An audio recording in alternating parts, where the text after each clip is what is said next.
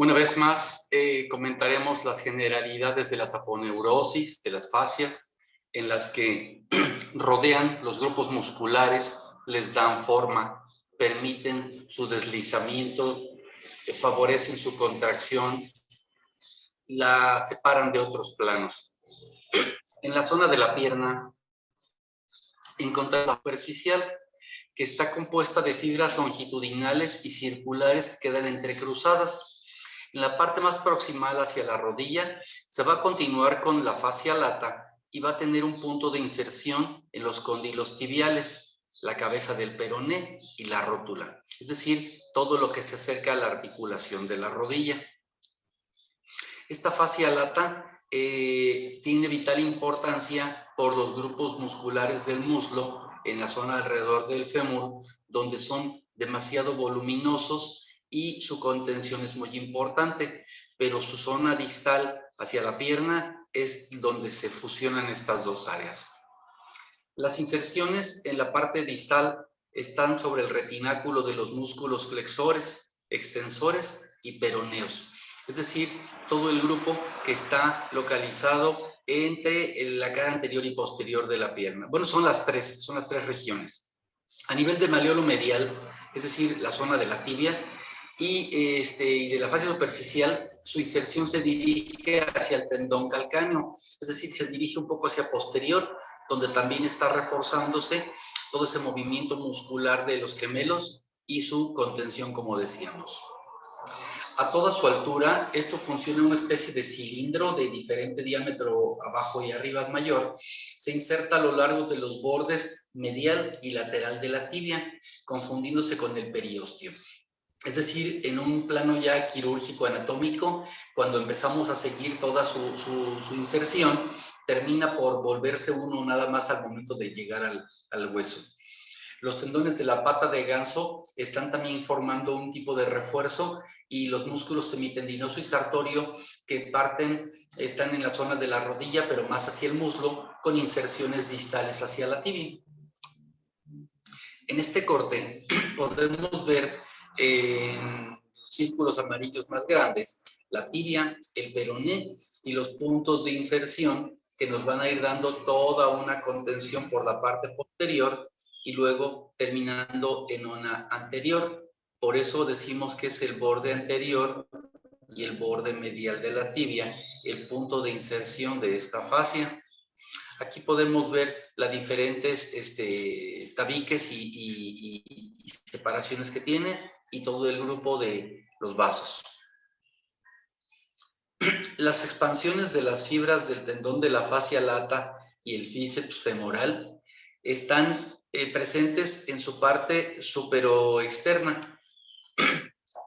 Tenemos una fascia profunda. Esta es una fascia cuya lámina está interpuesta entre las capas superficial y profunda de los músculos de la región posterior de la pierna y de la región sural. Vamos a ir ahorita a ver, desmenuzar esas regiones.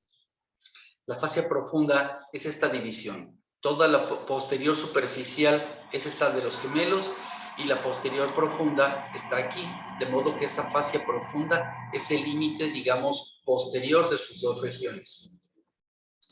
Hacia la zona medial, por el lado de la tibia, está en la cara posterior y el borde lateral de la tibia, cerca de las inserciones del sóleo y del flexor largo de los dedos. En su cara lateral, la cara posterior del peroné es un punto de inserción y está cubriendo los músculos flexores de los dedos, el tibial posterior, las arterias, venas y nervios tibiales y los peroneos posteriores. Es decir, cierra ese compartimento lateral a merced a la inserción en el mismo peroneo.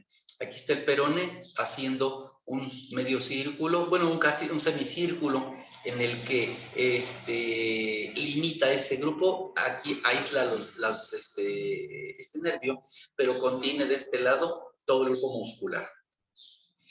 Estas fascias van a formarnos 4 vainas. Y esas vainas, pues son, digámoslo así, mangueras fibrosas que van de arriba abajo y de medial a lateral van a correr del tibial posterior, del flexor largo de los dedos, del flexor largo del dedo gordo, de los peroneos laterales largo y corto.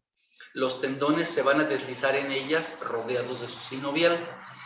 Esas vainas son fibrosas, pero algunas tienen una cubierta de tipo sinovial para que las vuelva más resbalosas, y eso es una forma de proteger los tendones del roce, de la fricción, de unas lesiones por el exceso de uso.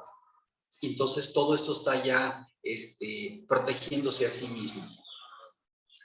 En la pierna tenemos dos tabiques intermusculares, uno que está localizado hacia la parte anterior y otro hacia la posterior. Y en ese contexto tenemos que el tabique anterior y posterior está en la fascia profunda, donde se van a agrupar los músculos del compartimento anterior, y siendo así tenemos estos cuatro músculos: el tibial anterior, el extensor largo de los dedos, el extensor largo del dedo gordo y el tercer peroneo. Todos esos son anteriores. Este es su tabique intermuscular y de ahí para adelante está todo. Para el tabique intermuscular posterior va a separar los músculos del compartimento posterior de los que quedan en el lateral, es decir, la zona de los peroneos.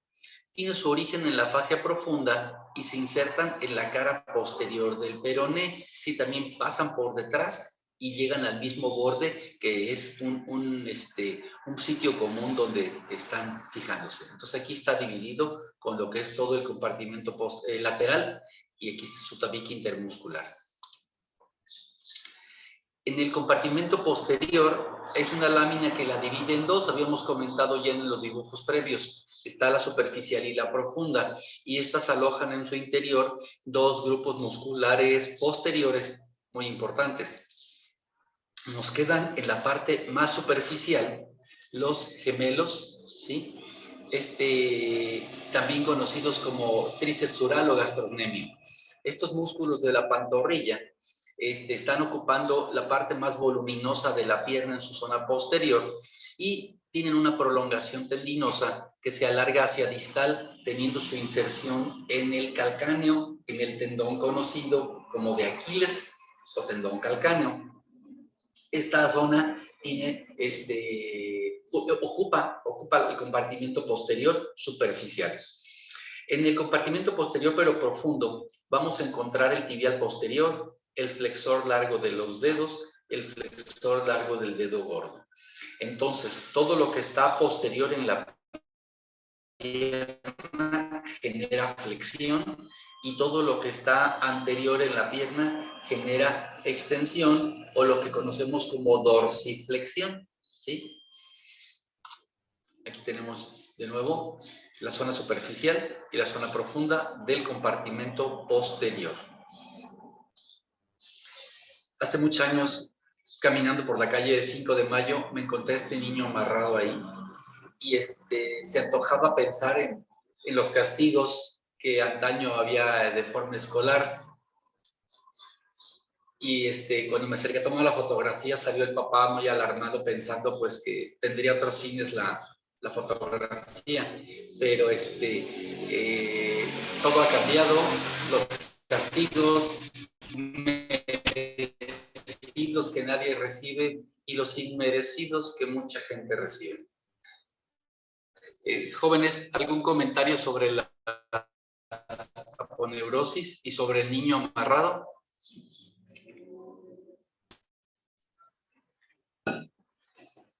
Perdón, ¿qué hizo? No me quisieron contar. Sí, esta foto tiene más de 10 años que la tomé, yo creo. Pero me acerqué y pregunté, ya no me dijeron más, y en ese momento empezaron a quitarle todo. Sí, pero para verlo exhibido ahí quise que atravesara ese chiquillo. El conocimiento de la anatomía nos va a dejar un precedente para identificar todo lo que no es normal, todo lo patológico. Y entonces, teniendo una base anatómica, identificaremos tanto en una forma clínica, en la inspección superficial, como en una forma radiográfica, a través de estudios de imagen, los cambios que ocurran por diferentes acciones, tanto traumáticas o por enfermedades, que podamos identificar.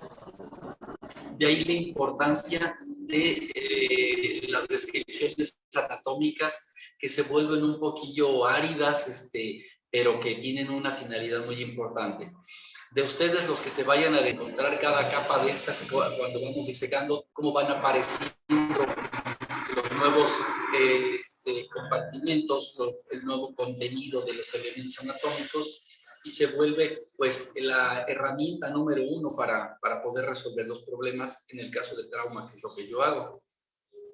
Dentro de todos esos elementos, pues empiezan a aparecer las complicaciones sin fin que tenemos, y una relativamente frecuente, ¿sí?, es la artritis séptica.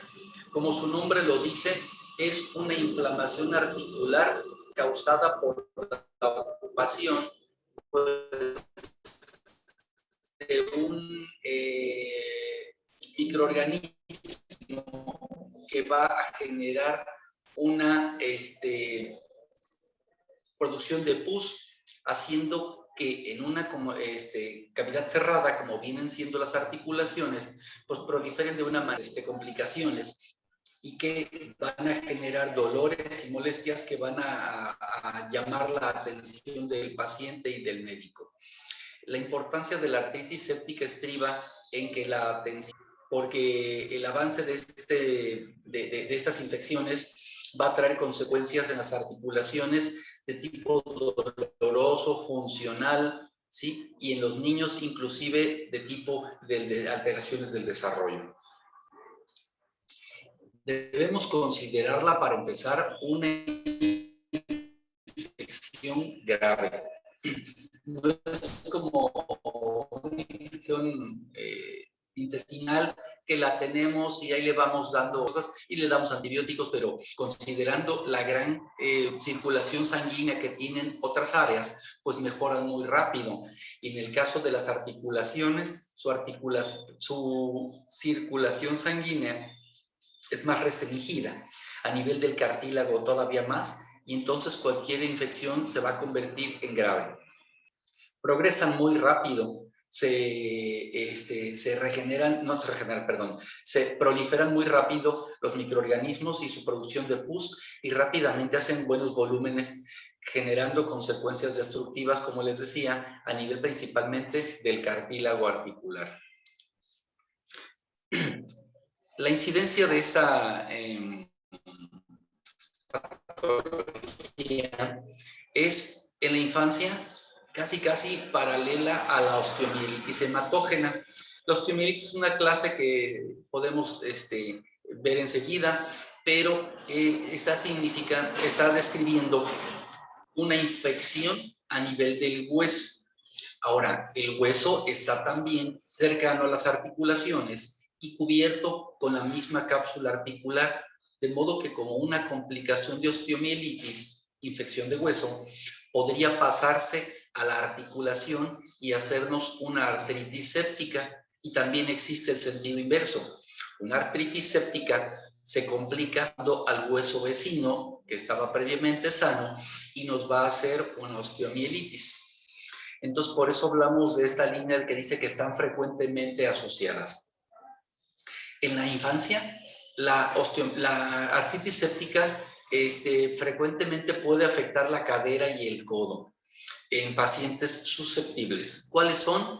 Pues generalmente los que tengan algún tipo de inmunodeficiencia, que estén desnutridos, que tengan algún tipo de tratamiento con algún medicamento que les baje sus defensas en caso de cuestiones tumorales y otras de tipo reumático, y eso haría que esos pacientitos sean más susceptibles. Los adultos puede ser cualquier articulación y no precisamente está relacionada con la osteomielitis, pero sí serían pacientes que están medicados con inmunosupresores y corticosteroides. Estos medicamentos tienen su función, tienen su indicación propia, pero sí, en algunos casos, favorecen la proliferación de algún tipo de artritis séptica que ya tuviera algún factor predisponente, y con esto sería, en cuanto a los medicamentos, un factor precipitante. Vamos a ver. Los agentes etiológicos que con más frecuencia están dando problemas en las articulaciones son los estafilococos dorados, los estreptococos y los neumococos. También a lo largo del tiempo se han asociado a Haemophilus influenza, salmonela y hasta gonococos. Sin embargo, son menos frecuentes y lo primero que debemos pensar es en los 3 primeros de esta diapositiva.